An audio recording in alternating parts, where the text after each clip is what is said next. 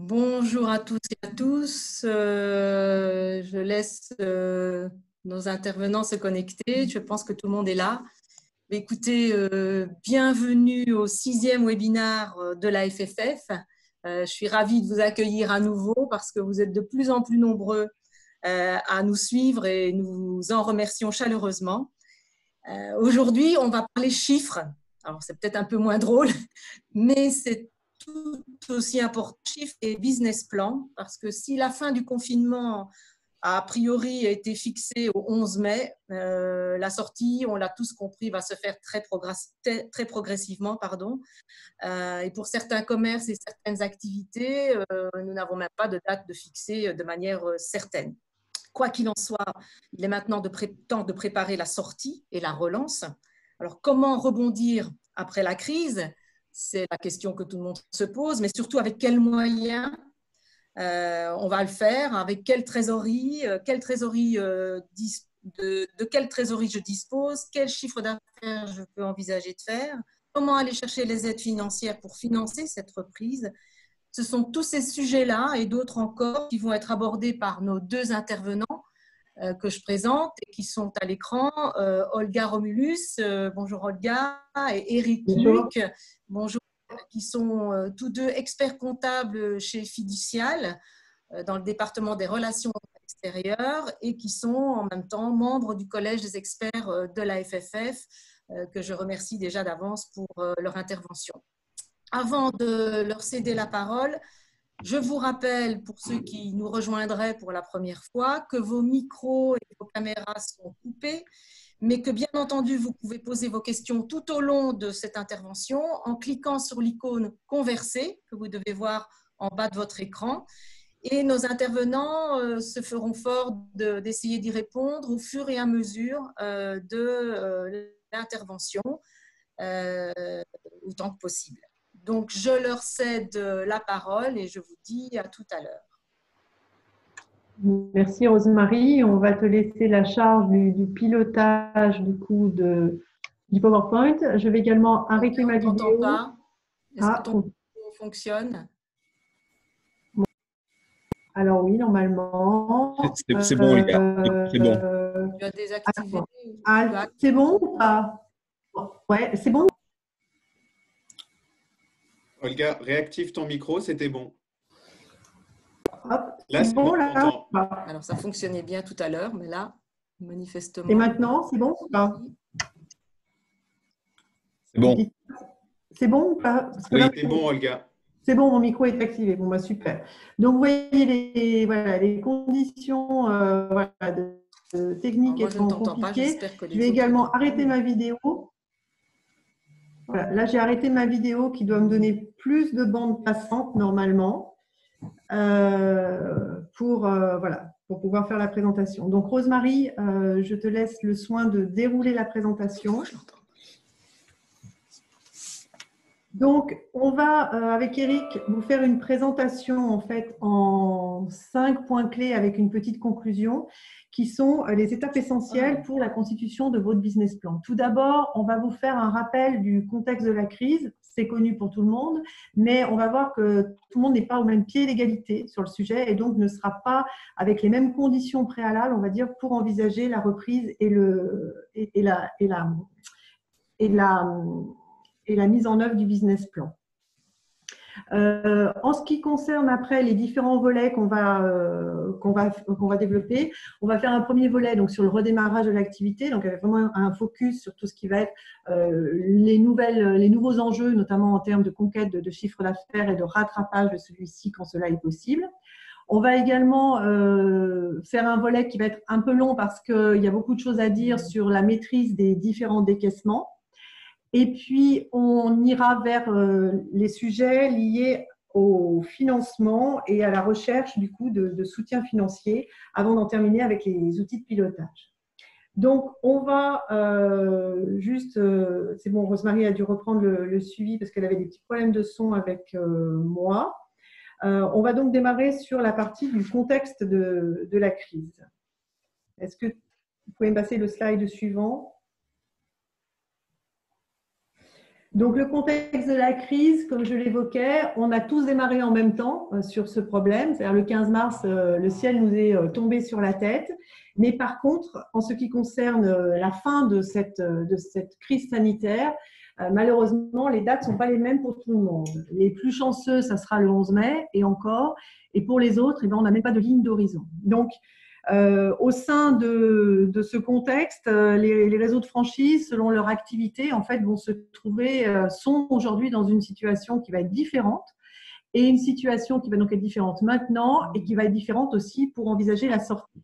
Premier cas, on va avoir des activités qui ont été interdites pendant cette crise sanitaire.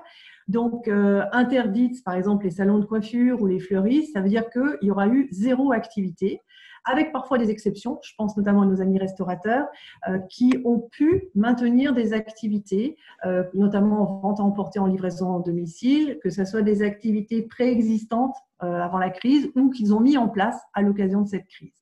Deuxième catégorie, on a eu des activités qui étaient autorisées, donc par exemple les opticiens, le bâtiment, mais ils ont parfois décidé d'arrêter leur activité parce que les conditions de toute façon économiques dans lesquelles ils exerçaient étaient trop compliquées.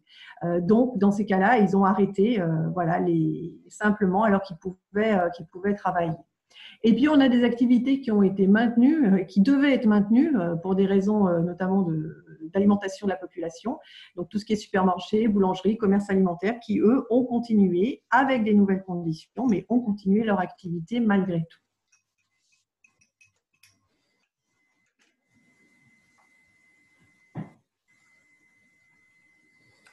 Donc, ce contexte de crise qui déjà est différent pour tout le monde va faire que le redémarrage va être également un peu différent. Par contre, il y a quand même des points communs. Premier point commun, c'est un peu comme si on redémarrait une activité, hein, c'est-à-dire on part vraiment sur quelque chose pratiquement de neuf, sauf qu'on a tous des passifs. On a des passifs parce qu'il y avait des dettes qui étaient avant cette crise sanitaire, des emprunts, qui sont toujours là, qui ont peut-être été reportés, mais qui sont toujours là. Et puis, on en a peut-être créé des nouveaux liés justement au financement, notamment de ce besoin de fonds de roulement sur cette période. On a également eu des reports de paiement de charges, mais beaucoup de choses, on le verra dans le détail, ne sont que des reports. Donc, ce qu'il va falloir du coup intégrer dans le plan de reprise, dans le business plan du franchisé. On a également comme objectif de retrouver de la rentabilité. Donc, ça veut dire ce chiffre d'affaires qui a été peu ou prou perdu, est-ce qu'on peut le rattraper ou pas? Ou est-ce qu'il va falloir faire le deuil d'une perte sèche de son chiffre d'affaires? Et si on va le rattraper, on aura certainement des nouvelles conditions en termes de production, d'organisation du rendez-vous, d'accès au point de vente à prendre en compte. Il va falloir également, dans cette période qu'on voudrait retrouver vers un retour à la normale le plus rapide possible, avoir quand même le souci toujours de maintenir ses marges et également, et ça c'est nouveau, de dégager le plus rapidement possible du cash, puisqu'on le verra, la trésorerie va vraiment être le nerf de la guerre pour déjà passer cette période et puis pour sortir le plus rapidement possible de cette impasse. Donc c'est aussi l'occasion, malgré le contexte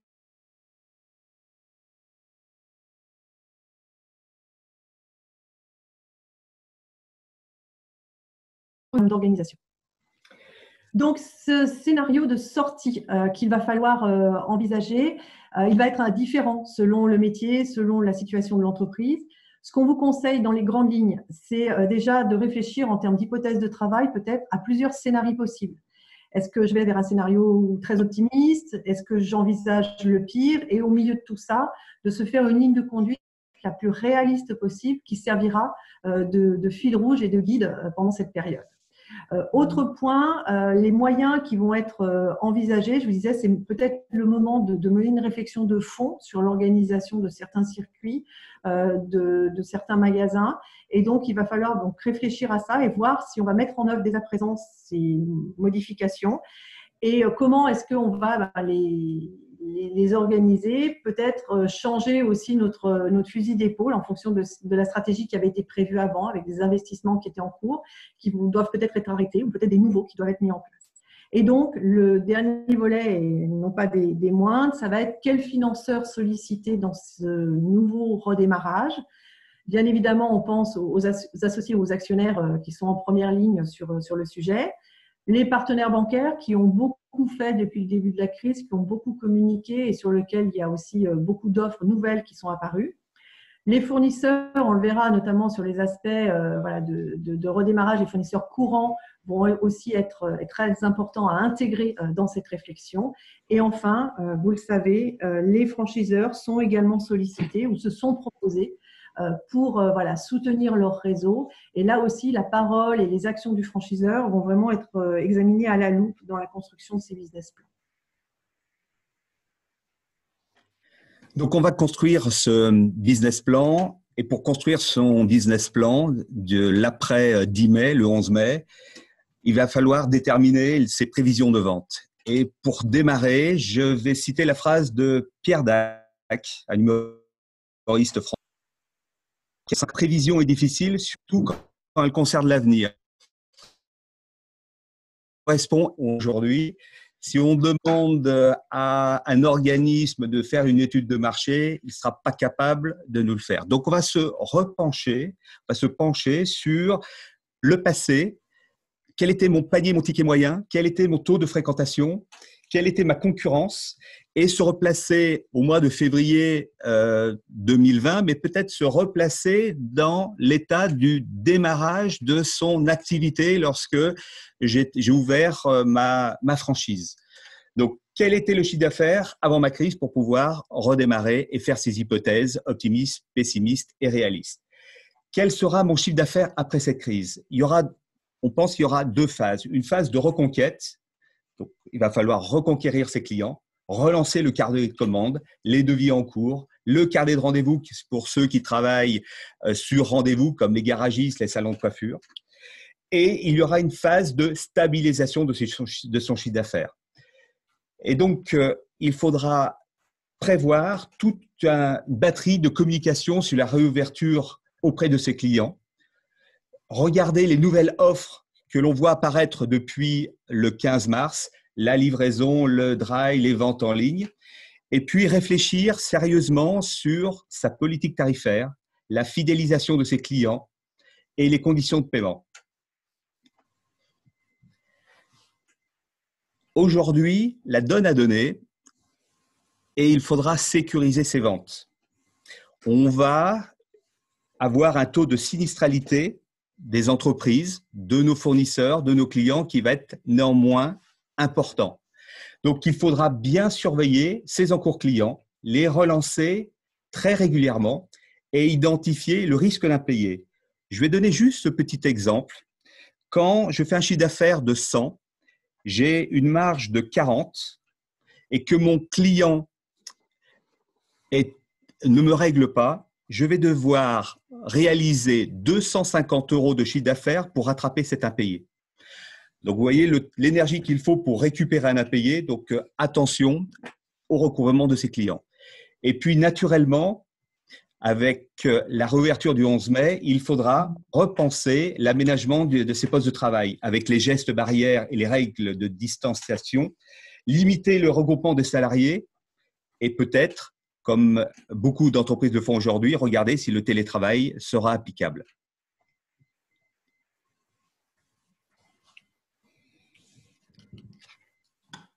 Alors, on va passer, après cette partie donc orientée sur la reconquête de son chiffre d'affaires, on va passer sur la partie, sur la maîtrise des décaissements, puisque le grand principe, c'est pas ou peu d'entrées, donc pas ou peu de sorties.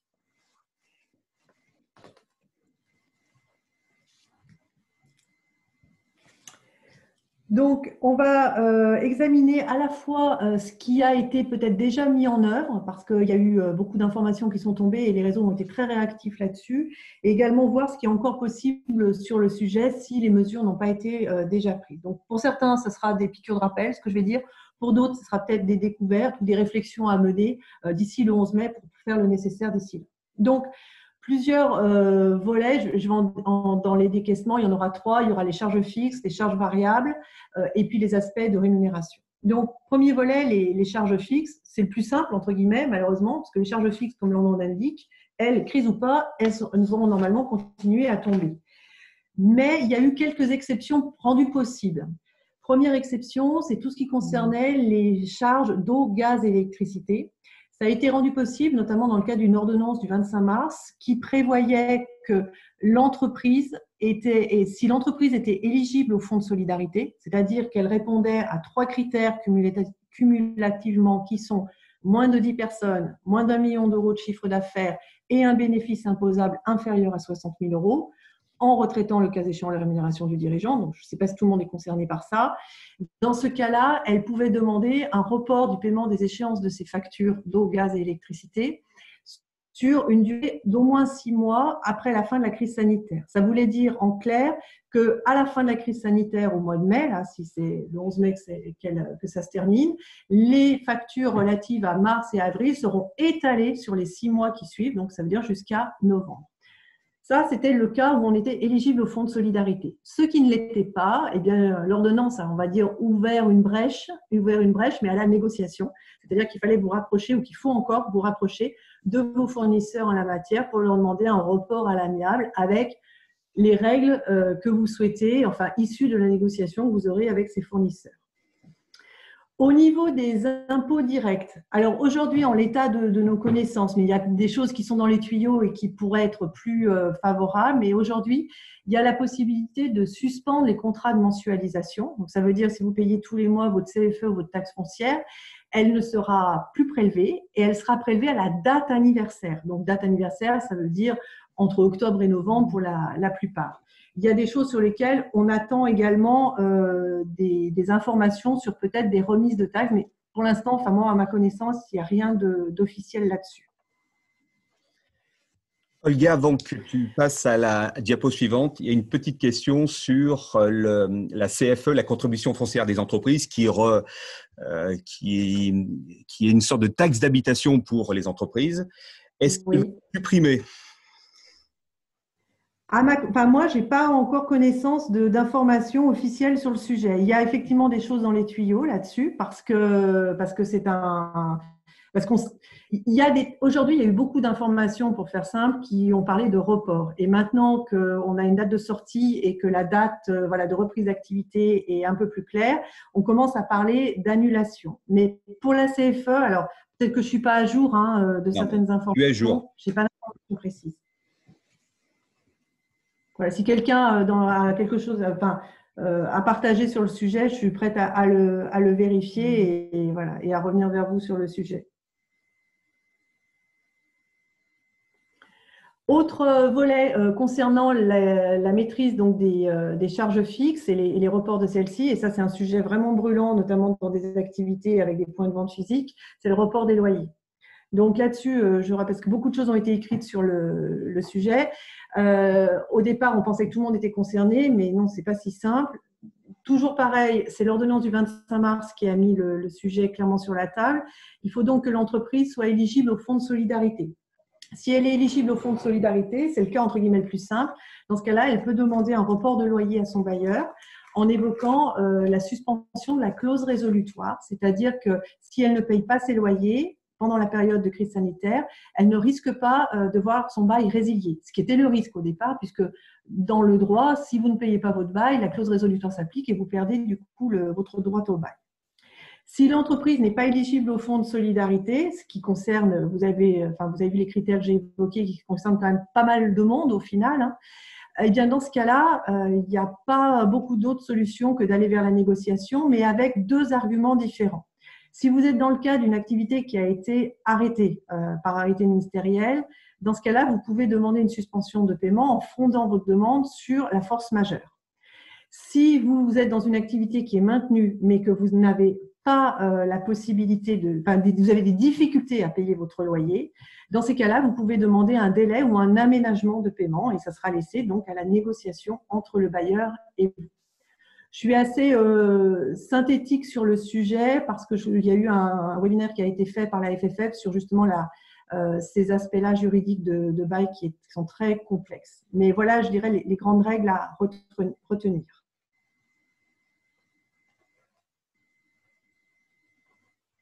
Est-ce qu'il y a des questions ou il y a des choses? Il y a une question sur le fonds de solidarité concernant les holdings. Est-ce qu'une holding peut obtenir le fonds de solidarité avec l'aide de 2 500 €? Alors, il me semble que ce critère, si on est dans le cas d'un groupe consolidé, ce critère est examiné au regard du groupe tout entier. Voilà, on additionne l'ensemble. Voilà. Donc, si la holding, enfin, à moins qu'elle détienne des coquilles vides, mais bon, si le groupe dépasse les seuils, c'est plus possible. Et les 1 500 € par entité, non par région. Oui, exact, oui. Oui, c'est une précision aussi importante de l'action.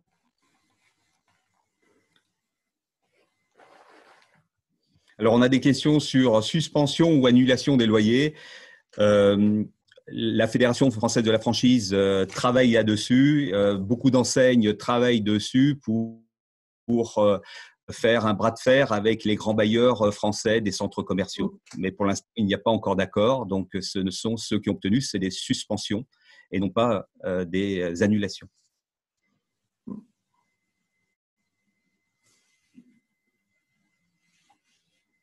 Voilà, on a à peu près répondu aux questions. Très bien, on peut passer du coup.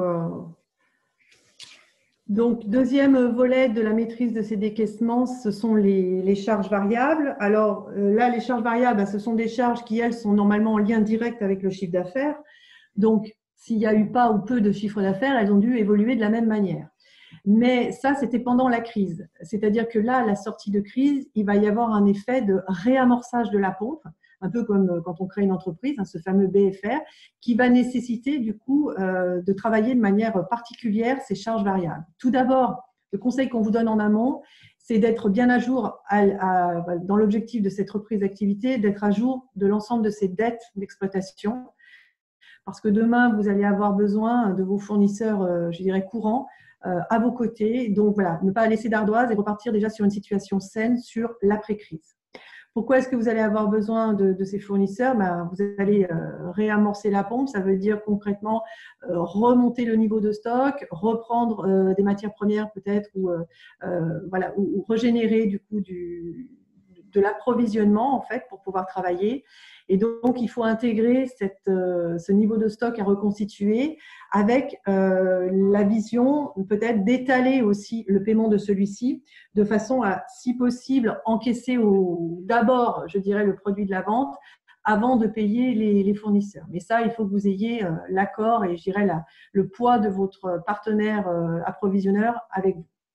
Et puis, il faudra aussi s'assurer en termes qualitatifs, de sécuriser aussi quelques approvisionnements qui peuvent être stratégiques, soit dans votre production, soit dans l'offre que vous faites à vos clients, de façon à ne pas se retrouver en panne ou en rupture de vente parce qu'on aura sous-estimé l'approvisionnement de tel ou tel produit. Sur cette période qui s'annonce intense, il va falloir quand même garder un rôle de surveillance et de contrôle des prix d'achat et des conditions qui sont faites. Et là, je pense que les franchiseurs sont bien placés, notamment quand ils sont eux-mêmes centrales de référencement, pour veiller au grain et s'assurer qu'il n'y aura pas d'abus, qu'il y aura une vraie, on va dire, coopération et une vraie solidarité qui s'installera à ce moment-là pour permettre le redémarrage dans les meilleures conditions possibles.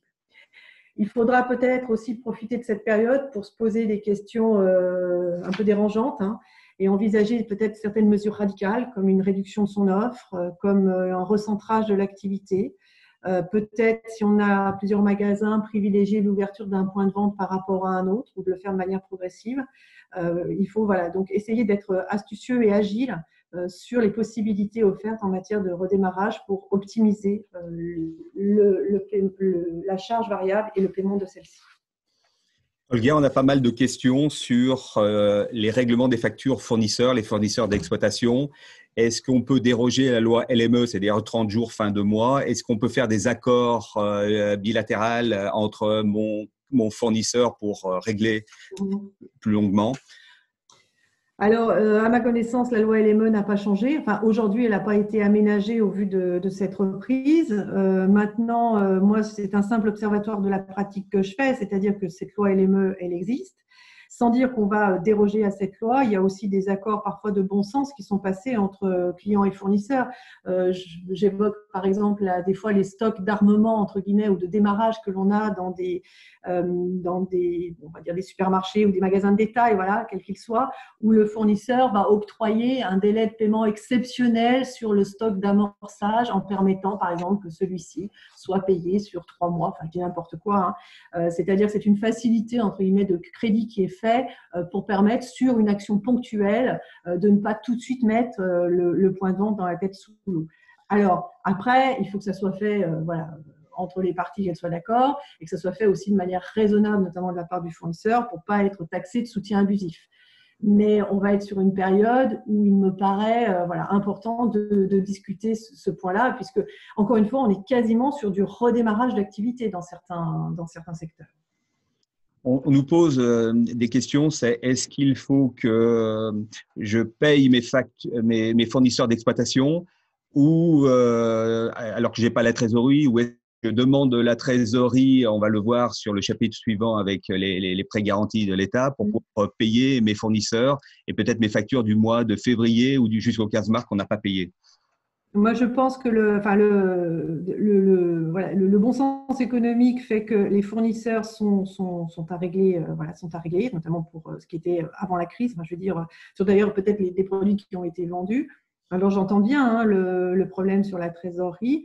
Je pense que sur l'aspect justement d'aller chercher des financements sur le financement du besoin en fonds de roulement par le prêt garanti par l'État, le PGE, est un bon exemple puisque dans le dossier notamment du PGE, c'est un des engagements moraux que vous devez avoir, c'est de solder vos dettes d'exploitation.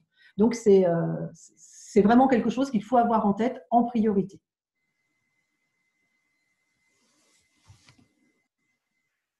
On peut enchaîner. Alors, autre point lié donc justement à ces charges, alors qu'elles soient fixes ou variables, mais c'est l'impact de la TVA. Je tiens à vous dire un mot là-dessus parce que très souvent on raisonne hors TVA puisque en tant qu'entreprise, vous n'êtes que collecteur. Hein, vous la collectez quand vos clients vous payent TTC et quand vous payez des choses TTC, l'État vous rembourse. Mais il va y avoir quand même un impact, notamment sur le business plan de redémarrage, sur cette TVA.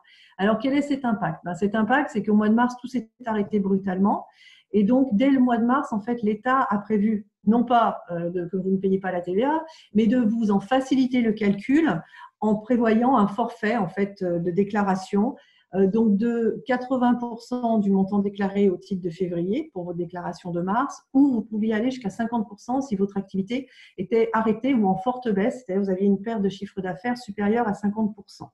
Donc, cette facilité de déclaration qui a été prévue pour les mois de mars, enfin pour les opérations de mars et avril, donc vous payez en avril et en mai, là elle est reconduite là-dessus. Par contre, à partir de juin, retour à la normale, c'est-à-dire que votre déclaration de TVA sera voilà, en corrélation avec vos ventes et vos achats.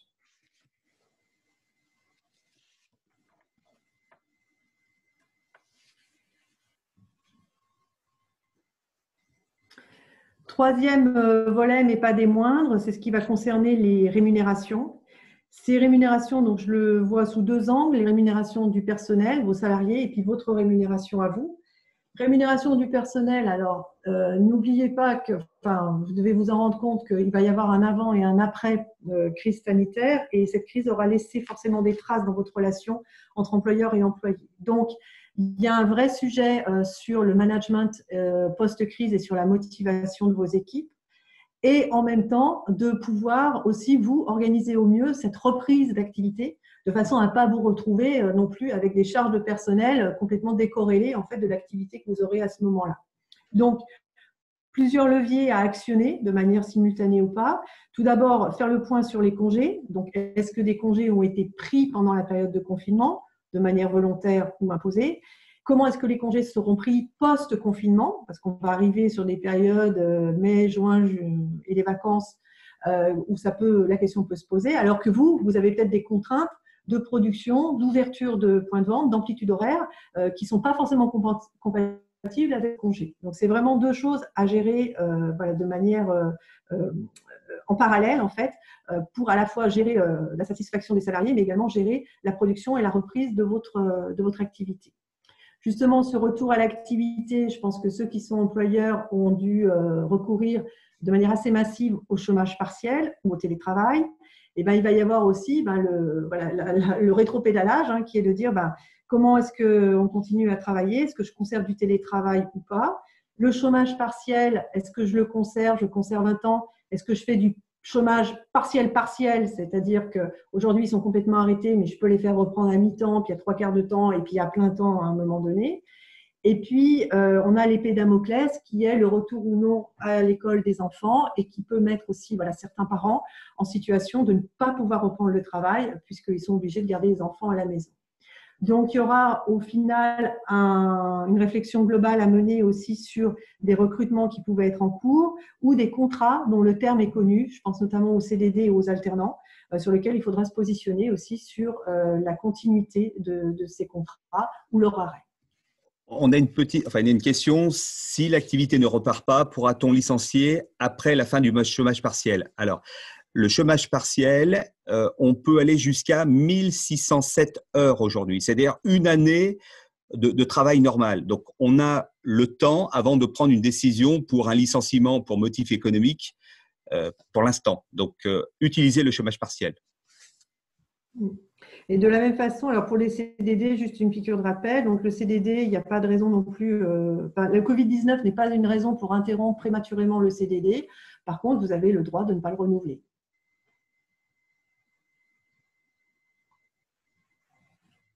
Il y a des questions très techniques sur les congés payés. On vous répondra en direct parce que c'est un petit peu technique. Dernier point sur les rémunérations, c'est votre rémunération en tant que dirigeant d'entreprise. Donc là aussi, je vous rappelle ce qui a déjà été mis en place. Ce qui a été mis en place, c'est si vous êtes donc un travailleur indépendant, vous avez dû voir un report automatique de vos échéances de cotisation sociale du 20 mars et du 20 avril. Elles n'ont pas été prélevées, elles seront lissées du coup sur les échéances à venir, sur les 6 mois jusqu'à la fin de l'année. Donc ça, c'est du report. Autre point, il y a des aides qui ont été proposées sur la prise en charge de ces cotisations sociales. 2 types d'aides. Une aide qui était, je dirais, sur examen de dossier, qui était proposée par le CPSTI, le Conseil de la protection sociale des travailleurs indépendants. Donc, c'était sur dossier, c'était de l'examen au cas par cas. Et depuis quelques jours, il y a aujourd'hui une autre aide qui est proposée de 1 250 € qui peut effectivement aussi être intéressante et qui est un peu plus large au niveau de son autorisation. Enfin, vous pouvez toujours ajuster votre échéancier de cotisation sociale. Ça, c'est toujours une possibilité qui est ouverte pour tenir compte d'une éventuelle baisse de revenus dans la partie post-crise. Enfin, et ça on en a beaucoup parlé, de l'aide de 1 500 €. C'est une aide, je vous rappelle, qui est limitée pour les entreprises éligibles au fonds de solidarité, donc toujours les 3 fameux critères qu'on a évoqués. Cette aide, elle est de 1 500 € et elle peut être abondée par les régions. Alors, c'est jusqu'à 3 500 € et même, on a certaines régions maintenant qui montent jusqu'à 5 000 € pour les régions. Donc, ça faisait un total de 6 500 € qui était possible. Et ça, c'est valable pour le mois de mars et avril. Donc, c'est un substitut, on va dire, de rémunération du dirigeant.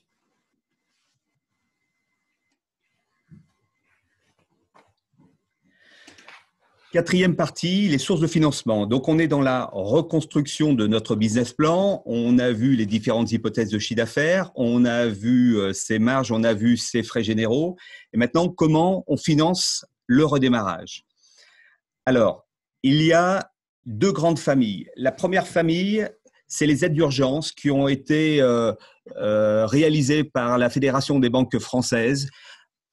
En simplifiant, c'est tous les emprunts que vous avez en cours sont reportés de 6 mois. Je prends un exemple. Si vous aviez créé votre entreprise en 2017 avec un emprunt de 7 ans se terminant au 31 décembre 2024, eh bien, votre emprunt va être reporté au 30 juin 2025. Donc, les banques ont joué le jeu. Elles le font automatiquement ou sur simple demande. Il n'y a aucun coût supplémentaire pour vous si ce n'est les intérêts intercalaires sur cette période. Les banques n'ont pas changé les conditions, ni de taux, ni de garantie pour faire cette opération. du même acabit, vous avez, si vous avez financé pas en emprunt direct, mais en location financière ou en crédit bail ou leasing, vous avez la possibilité de faire exactement la même chose pour ces biens financés sous cette forme de financement. Et puis, dans les aides d'urgence, il y a toujours la possibilité d'une procédure accélérée d'instruction de crédit pour des situations extrêmement tendues avec un délai de 5 jours. Beaucoup utilisent la médiation quand il y a vraiment un blocage. Je reviendrai dessus peut-être tout à l'heure. Donc ça, c'était les aides d'urgence qui ont été prononcées dès le 16 mars. Maintenant, regardons les possibilités qui nous sont offertes pour pouvoir financer deux choses. Financer cette perte d'exploitation de cette sous-activité entre le 15 mars et la date de réouverture, et ensuite le réamorçage. La principale, c'est PGE. Donc, c'était le thème déjà d'un webinaire organisé par la Fédération et co-animé par la Banque Populaire et la Banque Postale. Je ne vais pas revenir trop dessus, simplement je vais apporter quelques précisions. Juste, j'ai été regarder dans les chiffres hier soir, il y a un peu plus de 100 000 entreprises, 107 000 qui en ont bénéficié sur un total de 3 millions. Donc, ça fait simplement 3% des entreprises qui ont aujourd'hui obtenu un prêt de garantie de l'État. Donc, on a un petit peu de marge pour un total de financement de 14 milliards, alors que l'État, via son bras armé qui est la BPI, a donné une garantie jusqu'à 300 milliards. Donc, ce prêt garanti par l'État, c'est un montant maximum de 25% de son chiffre d'affaires. Il y a des particularités pour les entreprises innovantes ou pour les entreprises qui ont démarré. On fait un calcul savant sur la masse salariale.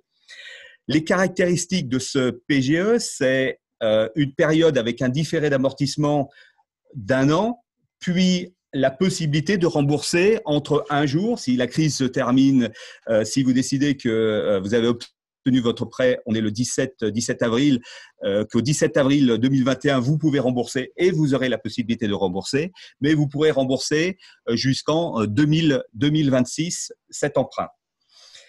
Il bénéficie de la garantie à hauteur de 90% à partir du 3e mois de la BPI France. Le taux initial, c'est 0,25, c'est le taux de commission de la BPI, plus 0, c'est ce que proposent les banques. Certaines proposent un peu plus.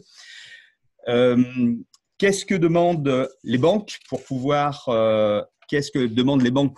obtenir ce prêt? Je suis sur la page suivante, Rosemary.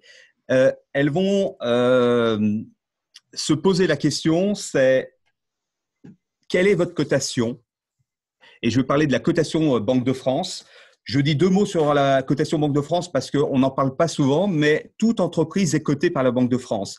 Elle est cotée par un chiffre et une lettre. La lettre, c'est qui va de A à X, c'est pour le niveau de votre chiffre d'affaires. Et puis, une cote de crédit. Une cote de crédit qui va de 3 à 0, c'est-à-dire qu'on n'a pas d'informations sur l'entreprise. Et donc, les banques vont regarder les entreprises qui ont une cote de 5+, ça veut dire en gros situation correcte, même en dessous assez faible. Si vous avez une cotation inférieure, c'est-à-dire 6 et plus, ça va être un petit peu plus difficile, même si des ordonnances ont dit que des entreprises en difficulté pourraient obtenir un prêt garanti par l'État. Donc, voilà ce que les entreprises, les banques vont demander, c'est vont regarder votre cotation, la qualité de l'entreprise avec ses résultats antérieurs, le métier où appartient cette entreprise et l'interlocuteur de la banque, parce que ça va être une décision par le responsable du compte de l'entreprise. Donc, vous devez évaluer au plus juste vos besoins. Ce n'est pas la peine de demander 25% si aujourd'hui, votre besoin n'est que de 10%. On pourra fractionner cette demande dans le temps jusqu'au 31 décembre 2020. Donc, on a le temps. Si vous êtes un groupe, il faut faire une demande groupée. Il ne faut pas demander pour chacun, soit de vos multiples franchisés, chacun de vos magasins ou entreprises. Vous faites une demande groupée. Et puis, la qualité de votre dossier, donc le business plan qu'on est en train de vous expliquer, certaines banques pourront vous demander si vos comptes annuels 2019 sont déjà arrêtés. Voilà ce que je pouvais dire sur le prêt garanti par l'État. Attention, il peut y avoir l'assurance emprunteur en plus pour ce prêt. Ça veut dire que la BPI va donner sa garantie sur l'entreprise, mais pas sur le dirigeant. Donc, certaines banques vont vous demander une assurance emprunteur pour souscrire ce PGE. Eric, on a plusieurs questions à ce stade, si ça ne te dérange pas d'y répondre. Alors, première question, une question assez pratico-pratique, mais beaucoup se posent la question de comment je fais pour connaître ma cotation Banque de France. Le demander, tout simplement le demander à son conseiller financier qui la connaît puisqu'elle est inscrite dans votre dossier. Autre réaction là qu'on a sur ces prêts. Alors, la première chose, c'était plutôt sur la partie sur les emprunts classiques. Le fait de reporter aujourd'hui, d'avoir reporté en fait mes échéances, est-ce que du coup, ça peut me pénaliser si au cours de je redemande à nouveau un report? Par la suite, ça va être une négociation parce que normalement, les prêts aujourd'hui sont plutôt, enfin, les banquiers sont plutôt imaginatifs avec des possibilités de report, de remboursement par anticipation. Il faut relire vos conditions générales et spécifiques pour regarder ce qui était prévu et éventuellement le négocier aujourd'hui pour pouvoir faire éventuellement un deuxième report dans le futur. Ensuite, sur le PGE, beaucoup de questions également sur, a priori, les conditions, on va dire, de taux qui sont pratiquées. On a beaucoup de réactions. Visiblement, les taux proposés par les banquiers sont un petit peu différents de la communication qui est faite. Est-ce que tu peux rappeler aujourd'hui quelle est la philosophie, en fait Alors, la philosophie des banques, si elles ont cet argent, donc elles prêtent sur l'argent qu'elles ont, et si elles ne prêtent pas cet argent, elles ont une pénalité, puisque vous savez qu'on a instauré les intérêts négatifs. Donc, elles ont intérêt à vous prêter cet argent, mais certaines ne veulent pas prendre entièrement le risque parce qu'il y a le risque de 10%. La BPI va jusqu'à 90%, mais quid du 10%. Il y a le risque des 2 premiers mois, puisque la BPI intervient à partir du 3e mois.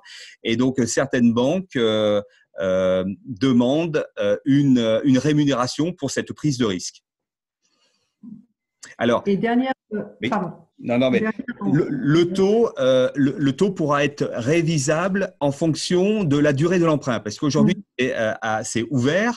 Vous avez entre 1 an et 6 ans pour rembourser. Si dans 1 an, les taux sont plus élevés, peut-être que les conditions pour rembourser sur 2, 3, 4, 5, 6 seront différentes de celles d'aujourd'hui. Donc justement, ça fait un lien justement sur la durée du prêt. Beaucoup de questions sur qu'est-ce qui se passe à l'issue du différé d'amortissement. Est-ce que je peux rembourser tout de suite? Je rembourse sur combien de temps? De 1 jour à 5 ans. Voilà, c'est de 1 jour à 5 ans. J'ai fait la tournée des banques hier. C'est de 1 jour à 5 ans. C'est où serons-nous en avril 2021 si l'économie est repartie entièrement et que vous avez de la trésorerie par X possibilités, donc vous pourrez rembourser immédiatement et revenir à vos emprunts classiques. Et puis, une remarque qui est faite, et effectivement, c'est juste pour repréciser ton propos, on fait remarquer qu'on peut faire une demande, même si on a des filiales, on peut faire une demande individuelle et pas uniquement sur la holding. Bien sûr, oui. Mais c'est souvent plus intéressant en fait de capitaliser, de prendre le chiffre d'affaires global, c'est parfois plus intéressant. Et après, du coup, vous pouvez gérer comme vous voulez l'attribut, on va dire, de la trésorerie dans les filiales. Oui. Donc, voilà ce que je pouvais dire, mais je renvoie sur le webinaire de la semaine dernière ou d'il y a 15 jours, excusez-moi, fait par les banquiers qui précisaient ce PGE. Dernière partie, c'est le rôle de la BPI. Donc, la BPI a, on va dire, 3 rôles. Le premier, c'est si vous aviez en direct souscrit des emprunts antérieurs au 16 mars, vous avez les 6 mois d'office qui sont reportés. Et puis, en plus de la garantie de 90%, elle propose 2 sortes de prêts. Le prêt Atout, c'est un prêt de 50 000 à 5 millions d'euros, donc on est plutôt sur des grosses TPE et des PME, avec une durée de 3 à 5 ans et un différé d'amortissement de 12 mois. Le taux fixe, il peut être fixe ou variable. Il n'y aura ni frais de dossier ni de garantie. Le deuxième, qui peut être fait tout seul avec les BPI ou conjointement avec les régions, c'est le prêt rebond. Il va de 10 000 à 300 000 euros avec une durée d'amortissement de 7 ans, dont 2 ans de différé. Le taux peut être fixe selon les régions et les dossiers. Il peut y avoir des conditions spécifiques selon les régions.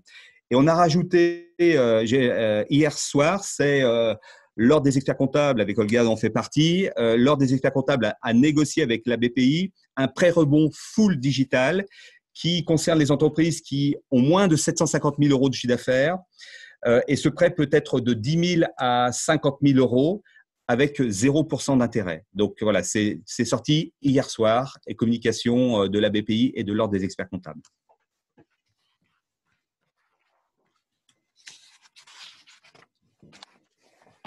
Alors maintenant qu'on vous a donné, je dirais, le maximum d'éléments pour voilà, avancer sur le business plan et puis le concevoir, je dirais, avec le maximum d'informations, les informations les plus justes par rapport au terrain, on va arriver justement sur cet aspect, quels outils on va mettre en place pour piloter cette sortie de crise. Alors, tout d'abord, au niveau des prévisionnels ou de manière générale de budget de trésorerie, ce qu'on vous conseille de faire, c'est déjà d'en bâtir deux. Un premier prévisionnel de trésorerie que l'on va appeler court terme, c'est-à-dire qui sera à une visibilité inférieure de 12 mois. L'idée, c'est quoi? C'est que ce prévisionnel de trésorerie, il focalise sur ce qu'on va appeler la phase de reconquête en fait, de votre marché, de reconquête de chiffre d'affaires. Pourquoi 12 mois? Parce que ça va correspondre, et je pense qu'il y en a beaucoup qui vont l'utiliser, à ce différé qui va être proposé par le prêt garanti par l'État. Donc, du coup, ça permet pendant cette période de différé de remboursement d'avoir une visibilité, comment est-ce que je vais me reconstituer de l'oxygène en termes de cash, de trésorerie, sans avoir encore le poids du remboursement de cet emprunt qui m'aura permis de passer la crise. Et par contre, cet outil doit être un outil de pilotage fin, c'est-à-dire avec une réactualisation la plus fréquente possible, à minimum au mois. À côté ou en plus de ce prévisionnel de trésorerie zoomé sur le court terme, un prévisionnel de trésorerie qui doit aller, donc, je dirais à moyen terme, donc 12 à 36 mois, qui lui doit intégrer en fait des hypothèses de stabilisation, c'est-à-dire le retour, on l'espère, à une vitesse de croisière. Alors, comme on l'avait connu avant ou peut-être encore mieux, qui sait, et surtout d'intégrer dans ce prévisionnel l'appurement des dettes qui seront nées de la crise. Donc, qu'elles s'appellent PGE, parce qu'on sera sorti de la période de différé, qu'elles soient liées à des différés de paiement qu'on a eus sur certaines charges d'exploitation. Voilà, c'est là où on va vraiment avoir les conséquences du dénouement en fait, des engagements qui ont été pris aujourd'hui pour pouvoir passer l'orage.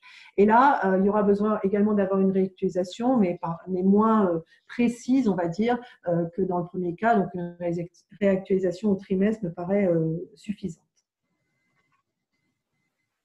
En dehors de ces outils donc, de prévisionnels qui sont vraiment donc, la perspective et la longueur de vue, on n'oublie pas les bons réflexes que vous aviez peut-être déjà dans vos réseaux, qui sont la tenue de tableaux de bord.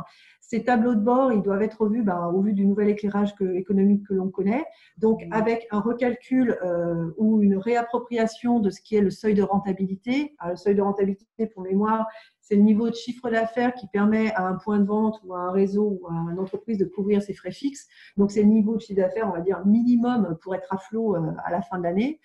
C'est un seuil de rentabilité qui peut s'exprimer en euros, mais qui peut aussi s'exprimer en unité d'œuvre. Ça peut être un objectif de nombre de clients, de nombre de passages, de nombre d'heures vendues, je ne sais. Et ce seuil de rentabilité que vous connaissiez peut-être, ou que vous ne connaissiez peut-être plus, parce qu'aujourd'hui, vous étiez passé à un niveau où ce n'était plus un sujet, il faut aujourd'hui qu'il redevienne un point de référence dans votre pilotage pour être toujours averti et pouvoir réagir à temps si jamais on se rapprochait trop dangereusement ou qu'on ne l'atteignait pas. Les tableaux de bord aussi tels qu'ils existent aujourd'hui dans les réseaux, ils sont vraiment en principe adaptés et assez réactifs. Il faut qu'ils conservent toutes ces qualités, bien évidemment, qui puissent permettre d'avoir un suivi du quotidien, mais on focalisera maintenant sur des indicateurs toujours plus simples et surtout axés, je dirais, sur le haut et le bas. Le haut étant quel est mon chiffre d'affaires et est-ce que je suis dans ma ligne ou pas, et le bas étant ma trésorerie telle qu'elle est aujourd'hui ou à l'instant T. Donc, on vient de voir le futur, mais n'oublions jamais le rétroviseur. Vous avez peut-être déjà reçu vos comptes annuels. Et je rappelle que les comptes annuels de 2019 ne sont pas impactés par Covid-19. On a l'impression qu'on est dans cette crise depuis des années, mais non, 2019, c'est une année normale. Donc, il y aura plein d'éléments à regarder pour pouvoir reconstruire le futur. Et puis, il faudra adapter ces documents de gestion parce qu'il ne faudra surtout pas comparer mai 2020 par rapport à mai 2019. Il faudra peut-être comparer mai 2020 par rapport à le premier mois que vous avez de votre démarrage d'entreprise. Parce que il faut répondre à cette maxime, c'est quand je me regarde, je me désole, mais quand je me compare, je me console. Donc, si vous comparez par rapport à l'année passée, vous allez encore pleurer. Donc, il faut vous redonner du baume au cœur.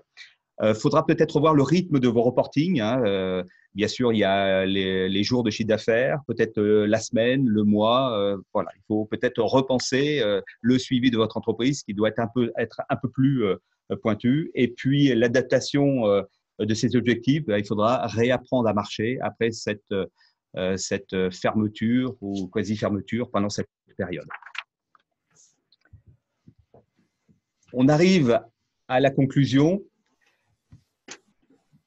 Donc, le thème, c'était construire ce business plan.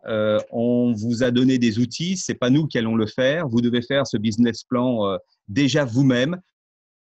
Peut-être vous faire aider avec vos conseils habituels, mais c'est le meilleur moyen de repenser votre stratégie, ce nouveau départ, de réécrire sa stratégie en tant que franchiseur et en tant que franchisé.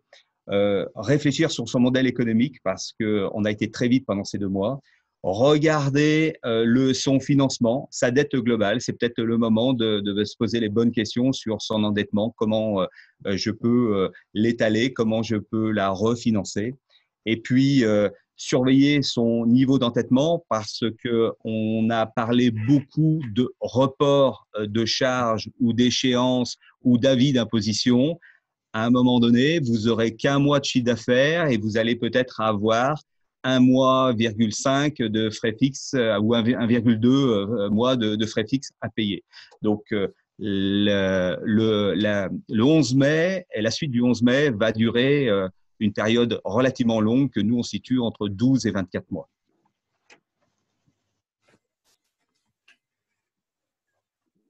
Merci beaucoup à vous deux pour cette intervention. Je ne sais pas si il y a quelques questions peut-être encore auxquelles vous pourriez répondre ou si dans l'essentiel, vous y avez répondu par votre intervention.